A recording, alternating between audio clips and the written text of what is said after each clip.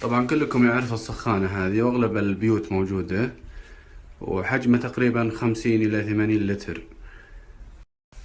طبعا هذه معروف نظامه، ومن عيوبه انك اذا شغلته لازم تنتظر ساعتين علشان يسخن الماء.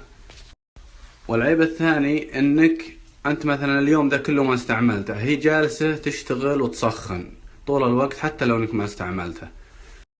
العيب الثالث انك استعملت الماء وخلص الحار، وجاء واحد عقبك يبي يستعمل الماء ولقاه بارد، لازم ينتظر ساعة او ساعتين لان هي تسخن هال80 لتر دي كله، وال80 لتر دي يبي له وقت عشان تسخن، ما يقل عن ساعة. طبعا والعيب الرابع ان حجمه كبير، مو معقول اخذتنا الدنيا كلها، يعني تقريبا يبغى له متر ب50 سنتي. اما النوع هذا فهو مختلف نظامه، بدون خزان طبعا، واصل له الكهرب، ما يشتغل الا اذا فتحت انت الماء الحار. انت بمجرد ما تفتح الماء الحار في حساس جوا، اذا تحرك الماء على طول شغل السخان داخلي. موجود سخان داخلي على شكل لولب، فالماء اذا مر من عند اللولب ذا، اللولب حار قوة، فعلى طول يسخن بسرعة وهو يمر يسخن.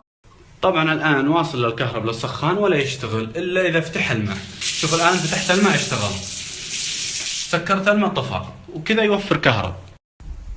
غير انه يوفر كهرب، ميزة ثانية انه مهما استعملت ولو تقعد ساعتين وانت فاتح الماء السخان ما يخلص، لانه يسخن بسرعة بلحظة.